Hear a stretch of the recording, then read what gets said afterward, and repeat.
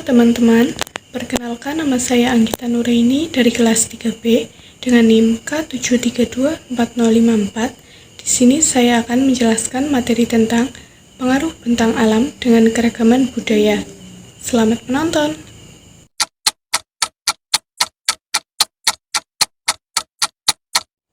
Pengaruh bentang alam dengan keragaman budayaan di Indonesia.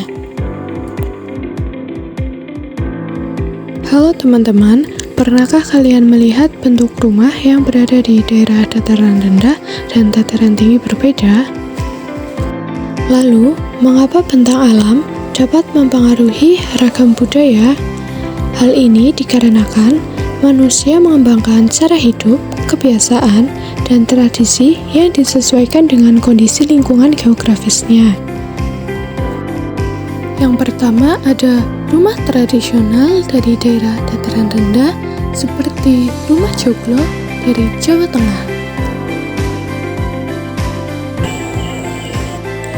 Rumah adat joglo memiliki struktur utama yang terdiri dari 4 tiang besar atau yang disebut dengan soko guru. Rumah ini biasanya dibuat dari kayu jati, bambu, dan juga genteng tanah liat. Rumah joglo memiliki atap yang tinggi dan lebar sehingga udara bisa masuk dengan mudah dan membuat rumah terasa sejuk walau cuaca sedang panas. Selanjutnya yaitu rumah tradisional yang berada di daerah dataran tinggi, yaitu rumah Baruniang yang berasal dari Nusa Tenggara Timur. Baruniang merupakan rumah adat di permukiman suku Manggarai yang terletak di Kampung Wairebo, Desa Satarlenda, Kecamatan Satarmese, Kabupaten Manggarai. Rumah ini memiliki atap berbentuk kerucut untuk mempermudah air hujan turun ke bawah dan penahan udara hangat keluar dari bangunan. Selain itu, juga tidak terdapat bukaan jendela yang bertujuan untuk menahan udara hangat tetap berada dalam ruang. Mirip seperti rumah adat Honai di Papua, yang dimana dinding rumah juga tidak memiliki jendela. Hal ini memiliki fungsi yang sama, yaitu agar suhu di dalam rumah tetap hangat. Selain itu, atap rumah Honai terbuat dari jerami atau ilalang. Hal ini bertujuan untuk menjaga dan memerangkap panas agar penghuni tidak merasa kedinginan. Bentuk rumah Honai di Papua ini mirip dengan struktur iglo yang dibuat oleh orang-orang Eskimo yang tinggal di kutub utara. Struktur membulat akan membuat udara dalam ruangan berputar sehingga menjaga suhu tetap sama. Selanjutnya yaitu tradisi yang berada di daerah dataran rendah seperti tradisi sedekah bumi, yang dimana tradisi ini dilakukan setelah panen. Warga desa membawa hasil bumi seperti padi, sayuran, dan buah-buahan.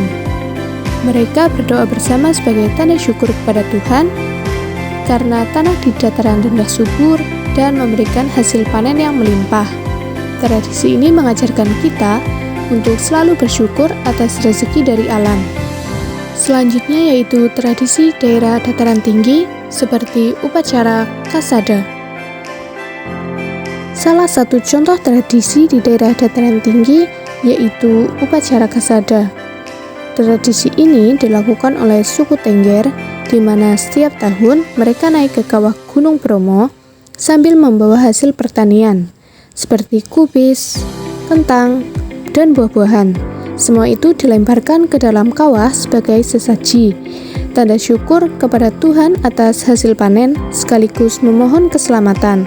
Tradisi ini menunjukkan masyarakat Bromo yang hidup di dataran tinggi sangat bergantung pada hasil pertanian, dan mereka menjaga hubungan baik dengan alam sekitar. Lalu kita menuju ke rumah tradisional yang berada di daerah pesisir pantai, seperti rumah adat suku Bajo. Rumah adat suku Bajo merupakan rumah panggung terapung yang bernama lepa-lepa. Rumah panggung ini dibuat untuk melindungi dari pasang surut air laut dan memudahkan aktivitas melaut. Selain itu, rumah ini memiliki tiang kayu ulin yang berfungsi untuk menopang rumah agar kuat berdiri di atas air.